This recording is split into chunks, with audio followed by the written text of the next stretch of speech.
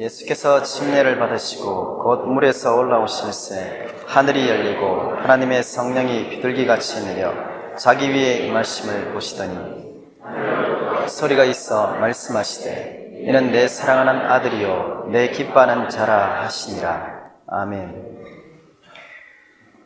조용한 청중들에게 익숙하지가 않습니다.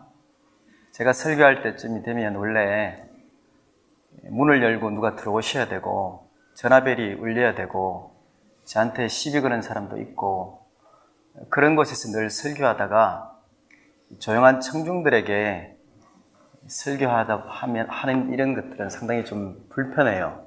지금 좀 누가 문을 열고 들어와서 소리도 지르고 이렇게 은혜의 집처럼 되면 제가 좀 더 수월할 텐데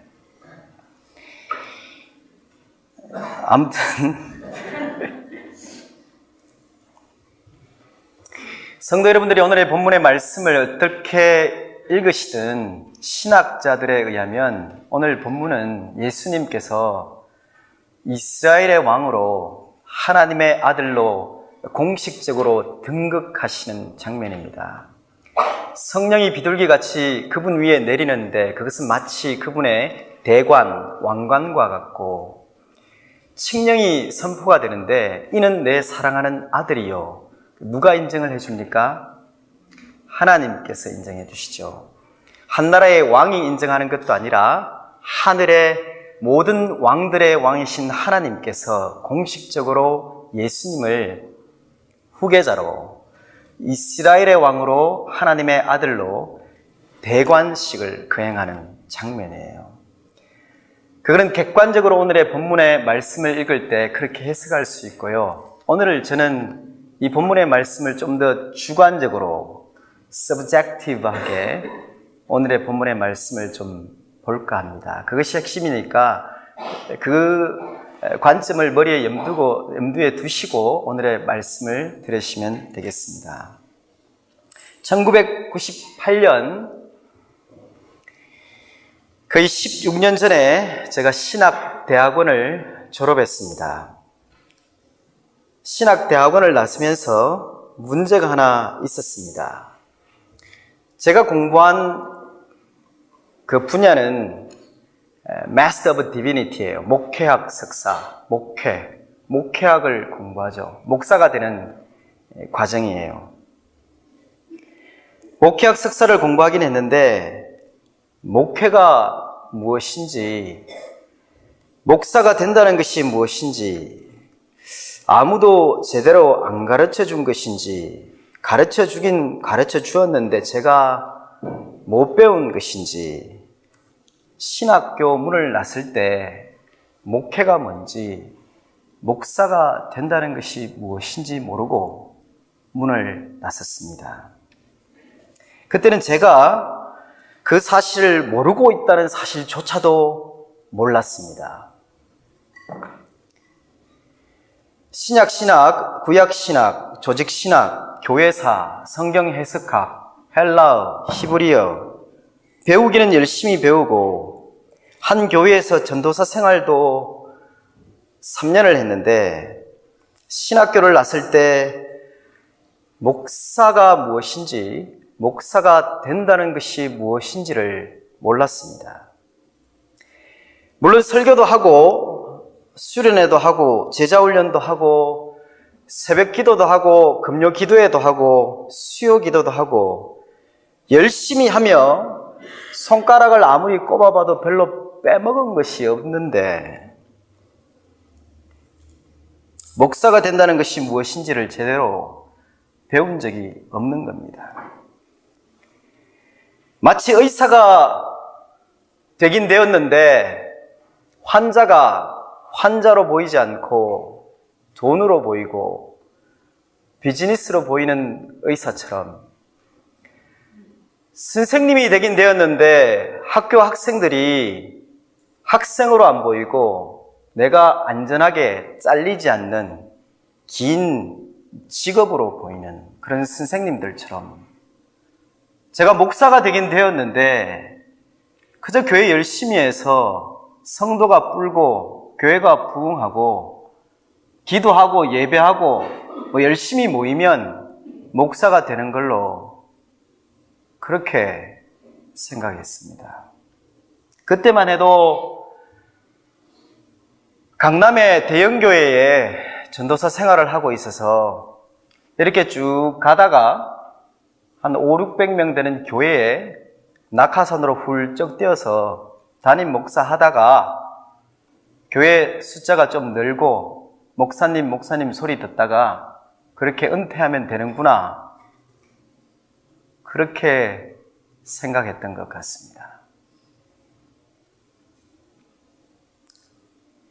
어쨌든 말씀 열심히 전하고 전도 열심히 하고 기도 빡세게 하고 10여 년을 그렇게 열심히 해서 맡은 부서는 성장하고 부흥하고 교회는 바쁘게 돌아가고 성경 공부는 갈수록 더 많아지고 기도의 목소리는 더 커지고 더 높아지고 더 많아지고 단기 선교, 도시 전도, 진도가 잘 나갔습니다. 목회를 한 10년, 11년 설교를 하니 어떻게 해야 성도를 들었다 놨다 웃겼다 울렸다 제 소나기에 잡혀오기 시작했습니다. 사람들에게 영향력을 더 많이 펼칠 수 있다는 것을 어느덧 깨닫다 보니 갑자기 두려움이 엄습했습니다. 내가 소경이 되어 다른 소경들을 인도할 수 있겠구나. 그래서 목회를 놓고 유학을 결정했습니다. 어쨌든 한 11년이 지났을까요? 제가 목회를 한 성도들과 제가 목회를 한 학생들을 보니까 사람들이 안 변해요. 교회는 열심히 오는데 사람들이 안 변해요. 지구 반대편까지 가서 선교도 하고 추운 겨울날 역에 나가서 전도도 하고 제자훈련도 하고 금요 기도회도 하고 수련회도 가고 찬양할 때는 또 얼마나 뜨겁게 눈물 흘리며 찬양하는지. 근데 문제는 예수님과 같지가 않아요. 여전히 집에 가면 아내와 남편과 싸우고 형제 자매들과 싸우고 이웃들과도 불편한 관계로 살고 존재가 변하지가 않아요. 세상 사람들과의 삶 속에서 특별히 더 많이 양보하는 것 같지도 않고 사랑과 자비가 더 많은 것도 아니고, 근데 말은 교회를 오래 다녔더니 얼마나 잘하는지, 자기가 교회를 오래 다녀도 자기가 별로 변하지 않는 이유에 대해서도 잘 설명을 해요. 신학적으로, 신앙적으로. 또 그렇게 안 변해도 내가 천국 백성이 될 수 있음을 얼마나 잘 설명하는지 몰라요. 이건 목사, 장로, 권사 따로 구분할 것이 없고 특별히 신학교 가겠다고 나서시는 청년들도 별 차이가 없어요. 제가 많이 말렸어요. 가지 말라고.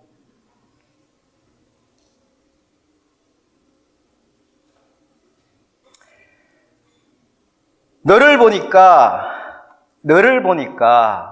내가 예수가 누구인지는 몰라도 당신의 과거와 당신의 현재를 보니까 내가 교회를 한번 다녀봐야 되겠다. 이런 얘기가 들리면 좋은데 베리칩과 666과 종말론과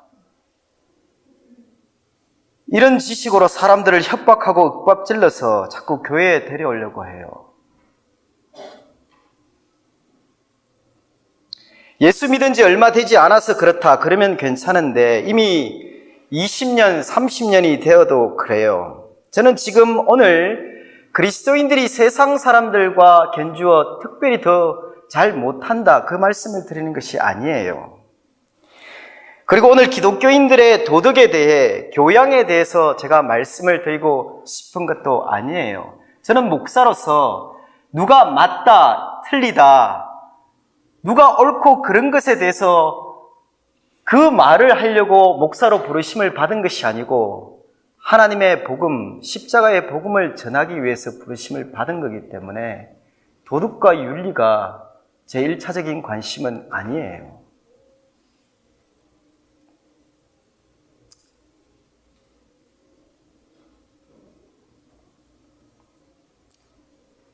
그저 상식적으로 예수님을 오래 믿어도 예수 믿지 않는 사람하고 나하고 교회 다니는 것 말고 다른 것이 없다면, 교회를 다니는 것 그것 말고 예수 믿는 사람과 예수 믿지 않는 사람과 다른 게 전혀 없다면 그 문제가 아니겠습니까?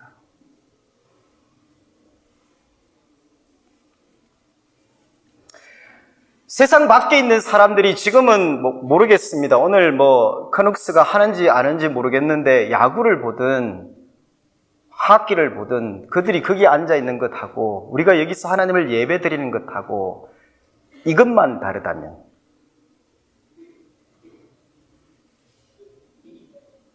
성도들이 예수님을 닮도록 인도해야 되는데 각자 그냥 제 모습 그대로 쭉 사시도록 제가 목회를 한 것이지요. 사람들은 많이 늘어났는데 하나님, 제 목회가 문제가 있습니다. 제 목회가 뭔가 어디서 잘못되었습니다.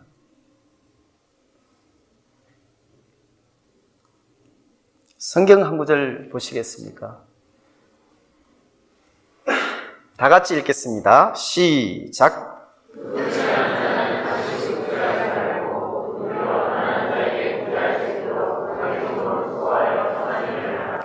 예수 믿기 전에 도둑질하던 사람이 예수 믿고 도둑질 그만뒀다. 이것도 대단하지만 기독교 신앙이라는 것이 거기서 멈추는 것이 아닙니다. 도둑질하던 사람이 가난한 사람들을 돕기 위하여 제 손으로 수고하여 땀 흘려 일하는 자리까지 나아가는 것이 예수님 믿고 변한 것이죠. 다른 성경 구절 한 번 더 보시겠습니까? 너희가 만일 너희를 사랑하는 자만을 사랑하면 칭찬받을 것이 무엇이냐? 죄인들도 사랑하는 자는 사랑하느니라.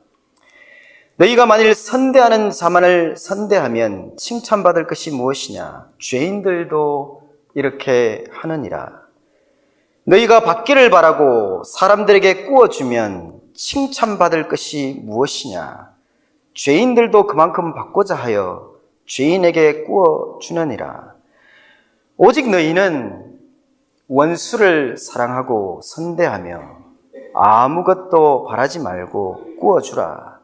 그리하면 너희 상이 클 것이요 또 지극히 높으신 이의 아들이 되리니 그는 은혜를 모르는 자와 악한 자에게도 인자하시니라. 너희 아버지의 자비로우심 같이 너희도 자비로운 자가 되라.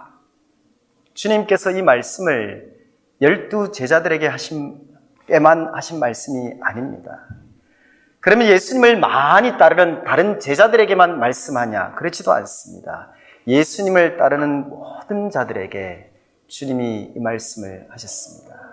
그리하면 너희가 하나님의 아들들이 되리니 어떻게 하면요?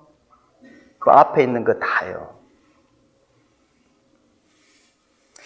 우리의 됨됨이, 우리의 인간성, 우리의 인격이 죄인들의 수준에 머무르는 것에 대해 주님께서 속상해 하십니다. 주님도 우리가 특별히 더 나쁘다 그렇게 말씀하시는 것이 아닙니다.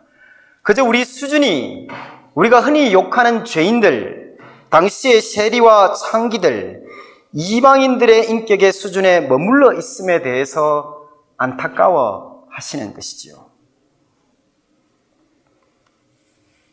성도 여러분, 현대 한국교회에서 신앙이 좋아졌다는 것이 예배 안 오시던 분이 예배 더 많이 나오고 기도에 더 많이 참석하고 지구 구석구석에 선교를 더 많이 가고 제자 훈련을 하고 그러면 신앙이 좋아졌다 그렇게 생각하시는 분들이 많습니다.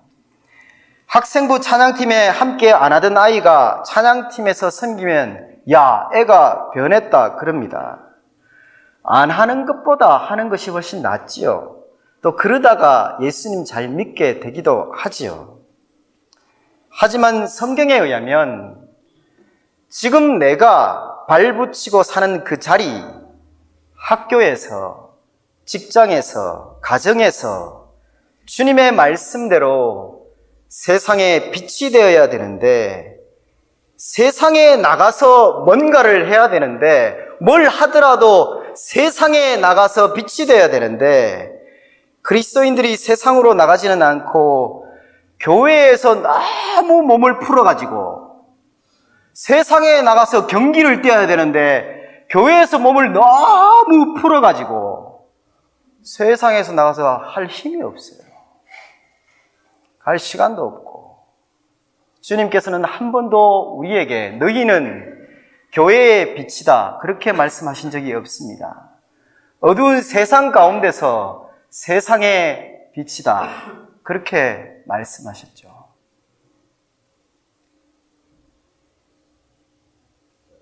제가 누구 다른 사람들을 말씀드리는 것이 아니고 한국 교회를 비판하는 것이 아니고 제 목회에 대한 성찰, 반성의 과정으로 말씀을 드리는 것입니다. 제 목회가 잘못되었던 것이죠.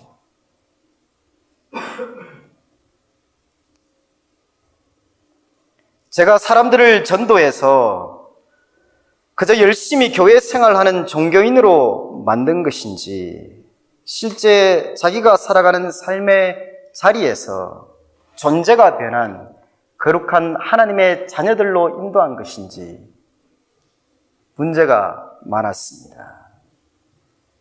성도 여러분, 교회를 열심히 섬기시는 것 아주 귀한 일이고 앞으로도 저도 쭉 권해드리고 싶습니다. 기도를 하셔야죠. 말씀을 읽으셔야 되죠. 하나님께 주일날 이렇게 예배 드리는 것이 그 무엇보다도 소중한 것이죠. 주일날 와서 예배를 드려야 되지 않겠습니까? 저는 주일날 드리는 이 예배는 제 목숨하고도 바꿀 용의가 있습니다. 하나님께 예배 드리는 것이 얼마나 귀합니까? 저는 사실 우스개를 잘하는 사람이고 농담을 잘 던지는 사람인데 주일 예배는 제가 많이 절제합니다. 왜냐하면 하나님의 그 거룩과 하나님의 영광이 드러나야지 어떤 사람의 한 사람의 영광이 드러날 수는 없지 않습니까? 이 예배하고 세상에 도대체 무엇하고 바꿀 수 있습니까? 교회를 섬기시는 것 아름다운 일이지요. 기도를 하시고 말씀을 묵상하고 너무 좋습니다. 하지만 최근에 혹시 성도 여러분, 내가 가난한 사람을 도와보신 적이 있으십니까?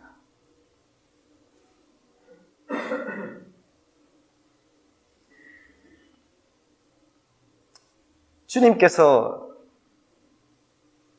가난한 자들과 병든 자들과 세상에 억압받는 사람들, 연약한 사람들, 그분들하고 주님이 대부분의 시간들을 다 보내셨는데 한국의 예수님의 제자들은 어디서 어떻게 무엇이 잘못된 것일까요? 혹시 최근에 마음이 상한 예수 안 믿는 사람에게 이렇다 저렇다 함부로 훈계하지 않고 함부로 가르치지 않고 옆에 앉아서 함께 울며 웃으며 기뻐해 보신 적 있으신지요?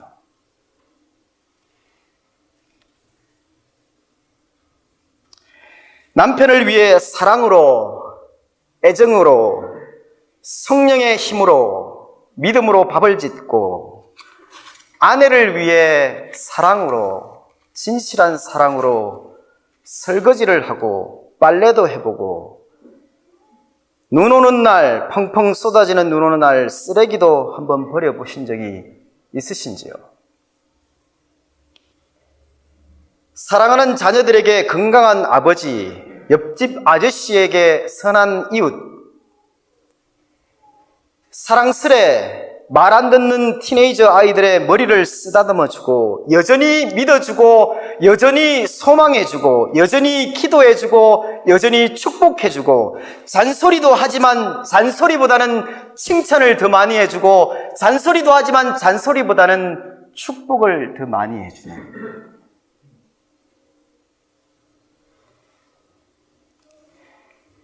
엄마 아빠를 위해서 마음먹고 가정일을 도와주신 적 혹시 있으신지 모르겠습니다.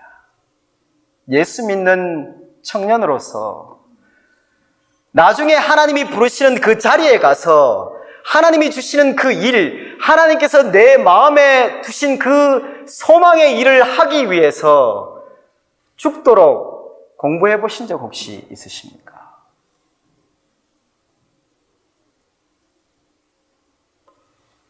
왜 우리의 신앙은 교회에서만 다 발휘가 되어야 하는 걸까요?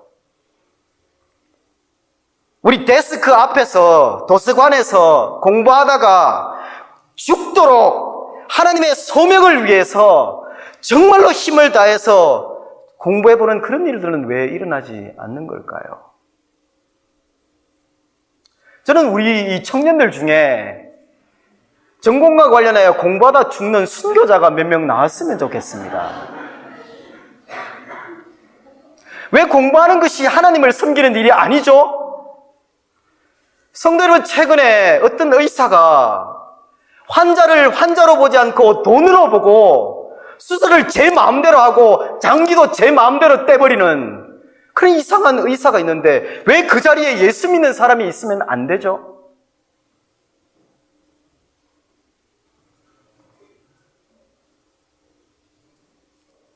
그러면 그 의사는 놀면 집 교회 와서 찬양만 하면 기도만 하면 그 의사가 됩니까? 닥터가 돼요? 죽도록 공부를 해야 될 거 아니에요. 예수 안 믿는 사람들은 돈 벌기 위해서 돈으로 비즈니스 하기 위해서도 그렇게 열심히 공부하는데 하나님의 나라를 위해서 왜 그렇게 죽도록 공부를 못한다는 말이에요.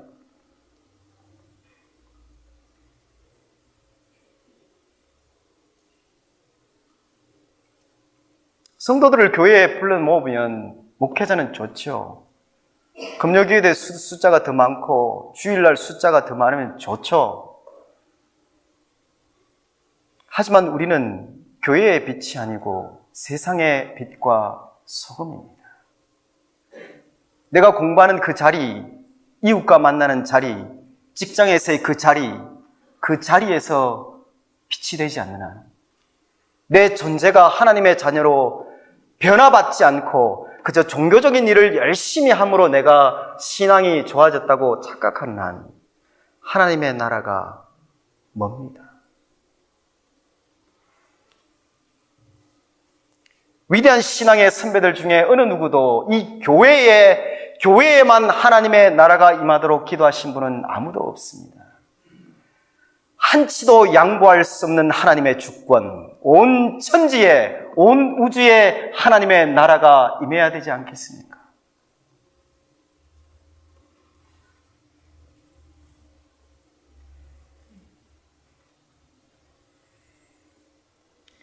성경이 말하는 세상은 바깥 세상, 교회 이렇게 구분되는 것이 아닙니다.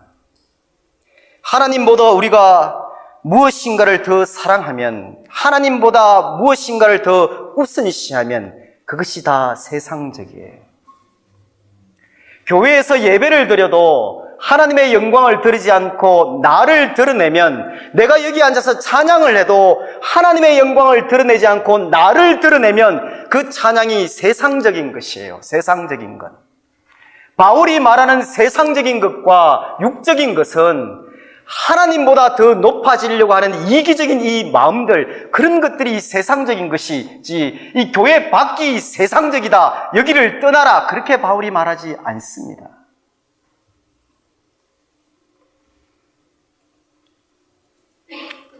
우리가 세상 어디에 있든, 내가 세상 바깥에서 무엇을 하든 내가 주의 말씀을 붙들고 주의 말씀대로 순종하고 사는 그곳이 하나님의 나라입니다.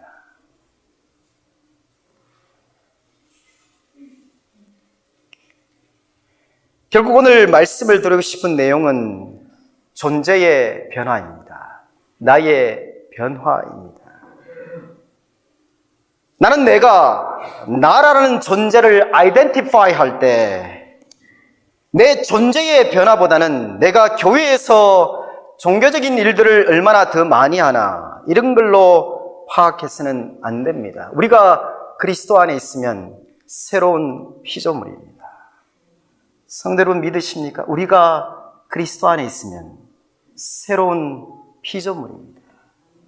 New creation이에요. 예수를 믿는다는 것은 교회를 다니고 종교적인 일을 더 많이 한다는 뜻이 아니에요. 내 존재가 뿌리째 통째로 다 바뀌어서 하나님의 아들이 되는 것이죠. 성도 여러분, 오늘 예수님은 세례 요한에게 세례를 받으십니다. 세례 요한이 예수님께 세례를 줬다. 이것이 본문의 핵심이 아니고, 세례 요한이 세례를 줬더니 성령의 임재하심이 있었는데 그 성령의 임재하심 가운데 하나님의 음성이 들립니다. 그 하나님의 음성이 뭐냐 하면 이는 내 사랑하는 아들이요 내 기뻐하는 자라. 유진 피터스는 이렇게 번역했습니다. This is my son, 내 아들인데 my love, delight of my life. 내 인생의 기쁨이고 즐거움이고 내 아들이다. 내 사랑이다. 내 인생의 기쁨이다. 예수님께 그렇게 말씀하셨습니다. 그러면 성도 여러분, 예수님이 오늘 하나님으로부터 이 말씀을 들으실 때 그분이 메시아로서 하나님의 아들로서 무슨 공적인 사역을 시작하셔서 대단한 일을 하셨느냐? 아닙니다. 아직 시작도 안 했습니다. 40일 금식도 안 했고요. 마귀와의 싸움에서 이기신 것도 아니고 12제자를 뽑으신 것도 아니고 기적은 시작도 안 하셨고 하나님의 나라를 선포하고 가르치고 병자를 고치시고 이것은 아직 개업도 안 하셨는데 한 것이 아무것도 없는데 현대 우리말로 하면 예수님은 아직 선교 여행을 떠나보신 적도 없고 구역장을 해보신 적도 없고 찬양대를 해보신 적도 없고 세상에서 무슨 대단한 업적을 남기시고 재산을 모아서 하나님께 갖다 드리신 적도 없고 교회의 중직으로 하나님을 섬겨보신 것도 없는데 하나님께서 아무것도 한 것이 없는데 이는 내 기쁨이요 내 아들이라 그렇게 말씀하십니다.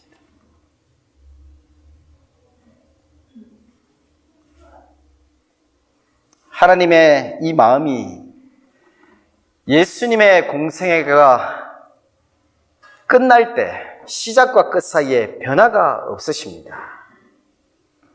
예수님의 사역이 거의 끝날 즈음에 이번에는 산에서 그 소리가 들려와요. 보라, 이는 내 사랑하는 아들이요 내 기뻐하는 자니 너희는 저의 말을 들으라.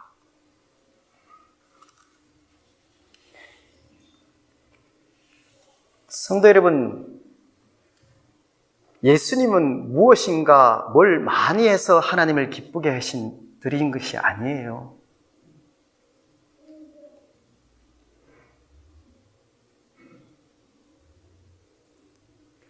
뭘 많이 해서 내 능력을 증명해서 많은 것을 이루어서 하나님께 인정을 받고 성경에 그런 내용 없어요, 성도 여러분. 그 모든 것 다 하시기 전에 이는 내 사랑하는 아들이다라고 주님이 말씀하세요.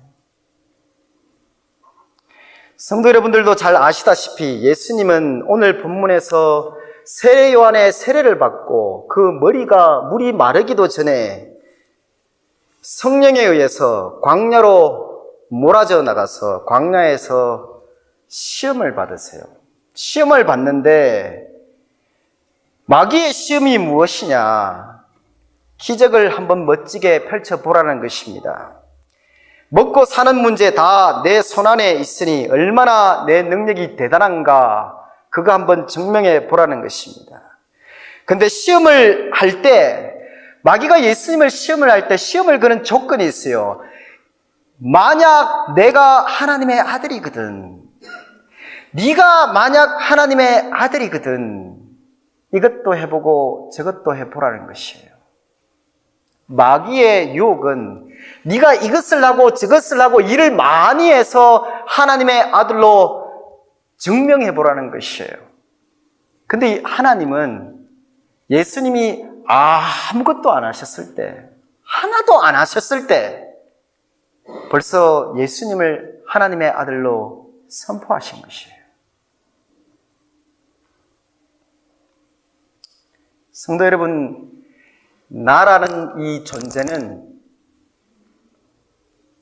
내가 무엇을 얼마나 많이 가졌나, 내가 얼마나 대단한 일들을 많이 했나, 누가 나를 어떻게 평가하나, 누가 나를 비난하나, 인정해주나, 그런 것들보다도 훨씬 더 대단한 존재입니다. 우리는 그런 것들에 의해서 나의 이 아이덴티티가 디파인 되지가 않아요.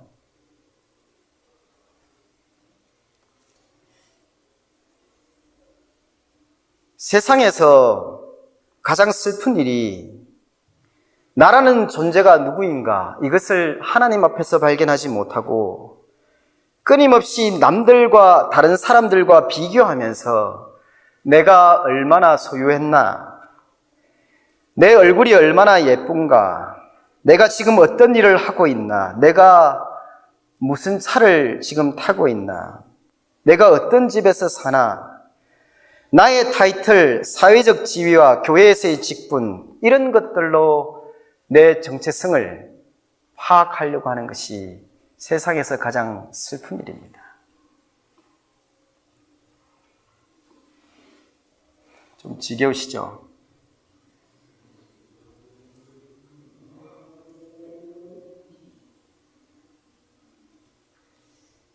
여러분들과 교통할 수 있는 메시지를 드리고 싶은 간절한 열망이 있음에도 불구하고 제가 오늘 설교가 잘 됐나 안 됐나 그것도 제게 중요한 게 아니에요. 왜냐하면 기도의 골방에 들어가서 무릎을 꿇고 기도하면 하나님이 제게 이렇게 말씀하세요.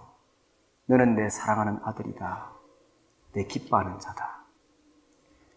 네가 내 앞에서 뭔가를 하고 못해서가 아니라 네가 세상에서 무엇을 더 소유하고 소유하지 못해서가 아니라 그런 것과 다 상관없이 너는 내 아들이다.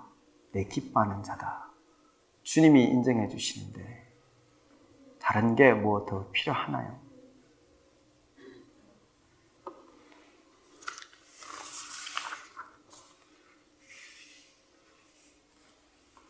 사람이 언제 변하는가? 저는 믿습니다. 사람은 사랑받을 때 치유가 되고 사랑이 사람을 구원합니다. 하나님의 영원하신 사랑이 죄인을 변화시켜 하나님의 거룩한 백성이 되게 합니다. 기도의 깊은 골방에 들어가서 성령의 임재하심이 내릴 때 너는 내 사랑하는 아들이요 내가 기뻐하는 자다. 그 음성을 들어야 우리가 변화받습니다.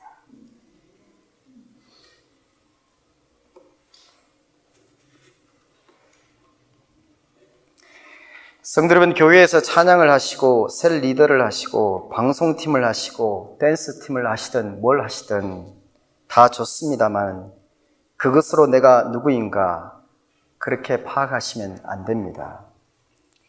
나는 누구인가? 하나님의 사랑받는 자죠. 나는 누구인가? 하나님이 기뻐하시는 자입니다. unconditional. 조건이 없습니다. 자격이 없습니다. 빈손 들고 주님께 나가죠. 성도 여러분, 제가 확신하는 바는 오늘 나가셔서 예배를 드리고 아니면 이 시간부터 계속 24시간 죄만 짓다가 집에 가셔서 기도의 골방에 들어가 오세요. 주님이 뭐라 말씀하시나? 너는 내 아들이다, 내 딸이다, 내 사랑하는 자다. 그렇게 말씀하세요. 그 은혜를 받아야 사람이 바뀌어요. 잔소리한다고 사람이 바뀝니까? 그거 아직까지 잘 모르시겠거든. 은혜의 집에 한번 와보세요. 너 사지가 멀쩡한데 왜 아직 일 안 하고 밥만 얻어먹고 사냐고. 너 사지가 멀쩡한데 왜 마약 중독이고 왜 알코올 중독이냐. 잔소리 그 1000년을 해보세요. 잔소리 1000년을 해보세요. 사람이 변하나.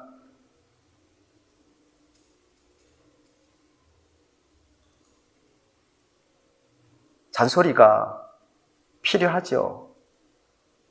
저도 아기가 셋이 있으니 잔소리하죠. 근데 잔소리보다 칭찬을 더 많이 해야 되는 겁니다. 잔소리보다 축복을 더 많이 해야 되는 거죠. 하나님의 이 사랑과 인정, 성도 여러분, 사람으로부터 오는 인정과 사랑, 거기에는 끝이 없습니다. 하나님으로부터 오는 사랑과 인정을 제대로 못 받는 사람들은 사람의 영광, 헛된 영광을 구하다가 인생을 다 소비하고 맙니다.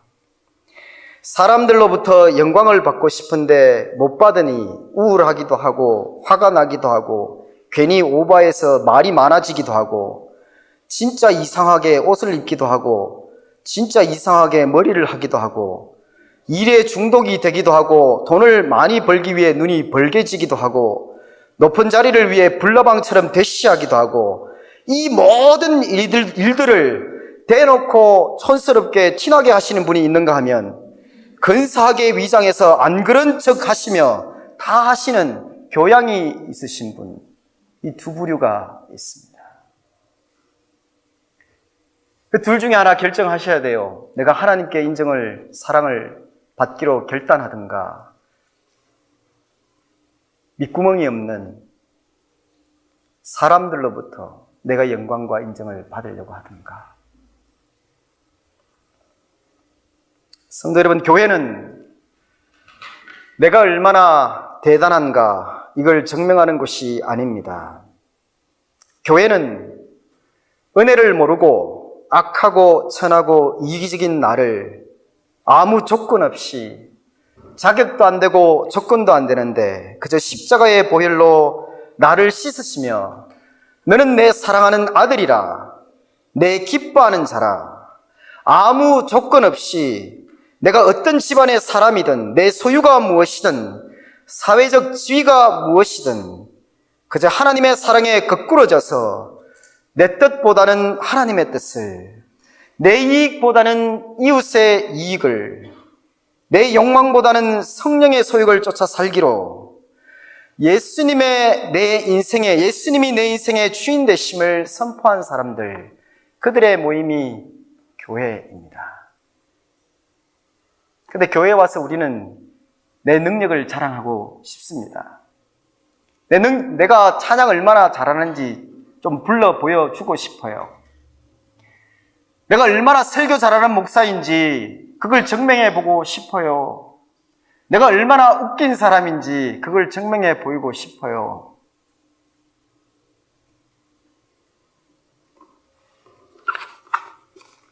교회 처음 오실 때는 있는 모습 그대로 오셔도 되는데 언제까지 있는 모습 그대로 계시면 안 되고 하나님을 만나셔야 됩니다. 교회는 그녀를 만나는 것도 아니고 교회는 비즈니스를 하는 것도 아니고 개인의 역량을 발휘하는 것도 아닙니다. 교회는 예수님 따라 십자가에서 나도 죽는 곳입니다.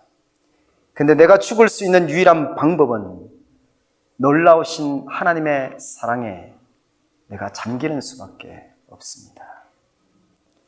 이 하나님의 사랑에 굴복되다 보니 원수를 사랑하고 나를 미워하는 자에게 선으로 대하고 나를 저주하는 자에게 축복하고 나를 모욕하는 자를 위해 기도하고 입밤을 치는 자에게 땀도 돌려대고 내게 구하는 자에게 주며 내 것을 가져가는 자에게 다시 달라 하지 않는 이것이 가능해지는 곳입니다.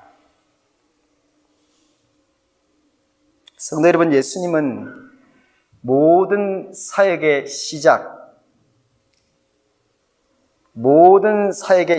이전에 하나님의 사랑과 인정을 받으셨습니다.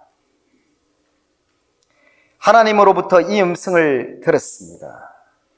그래서 주님은 자신의 능력이 얼마나 대단한가 이걸 증명하는 삶에 자신의 모든 에너지와 시간을 낭비하지 않으시고, 누가 뭐래도 모욕을 받고 침뱉음을 받고 누명을 쓰고 배신을 당하고 수치와 치욕 가운데에도 자기에게 주신 하나님의 그 잔을 받아서 마시고 십자가에서 죽으셨습니다. 지난주에 저의 고민은 나는 내 잔을 어떻게 받아 마실까? 어떻게 하면 내가 이 잔을 마실 수 있을까? 하나님 아버지 할만하시거든 이 잔을 내게서 떠나게 하옵소서. 그렇게 기도하고 싶은 이 잔을 어떻게 마실 수 있을까?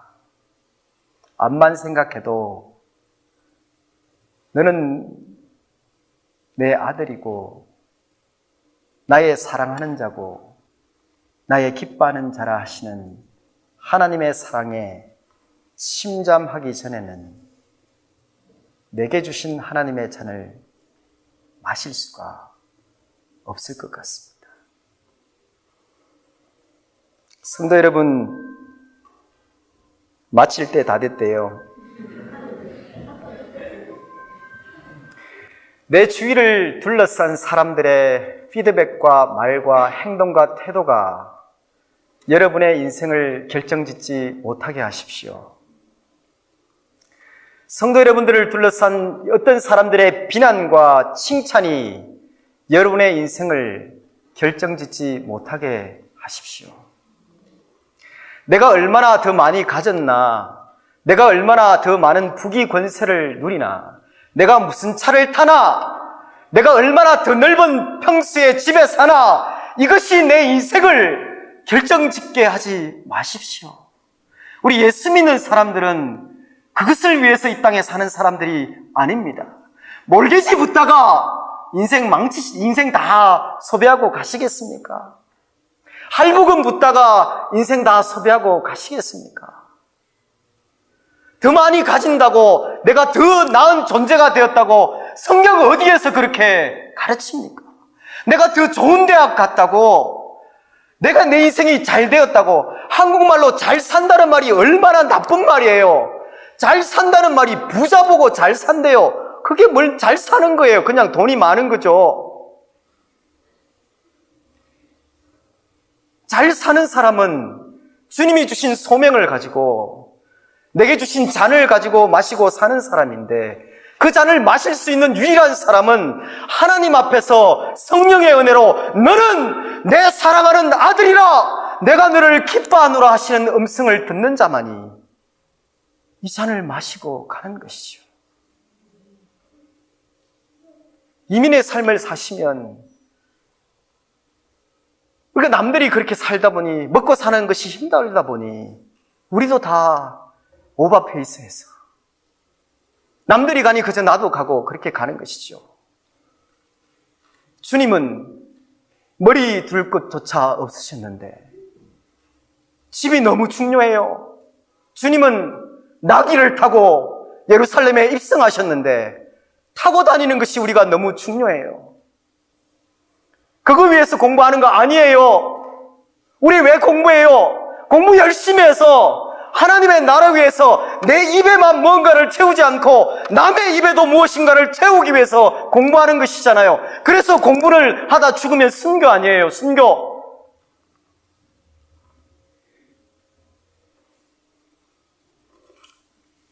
오늘 집에 가서 또 게임만 하기만 해봐라.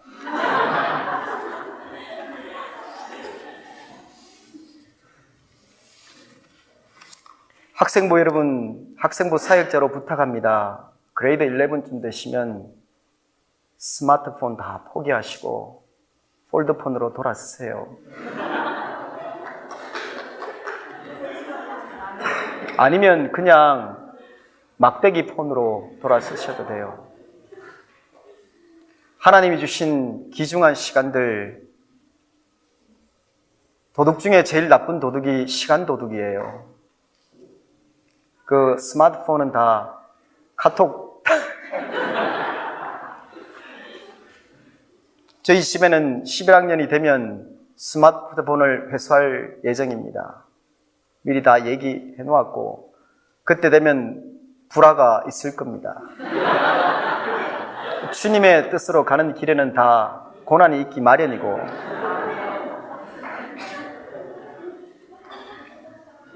지금은 조금 즐기셔도 돼요. 10학년, 11학년, 12학년 되면 주님께서 내 마음에 두신 그 소명을 깨닫고 그 길을 위해 땀 흘려 책상에 앉아 5시간이고 6시간이고 앉아서 공부할 수 있는 그런 경험도 해보는 것도 좋잖아요. 아멘은 이쪽에서 나와야 돼요.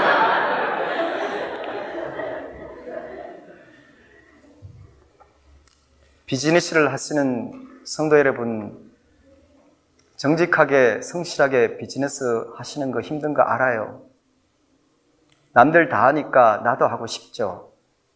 하지만 주님의 뜻대로 살려면 고난이 있어요.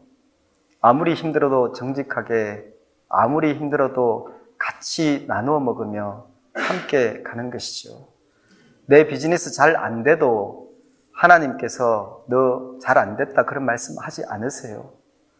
내가 하는 많은 일들, 업적이 중요한 것이 아니고 내 존재가 중요한 것이에요. 내 존재가.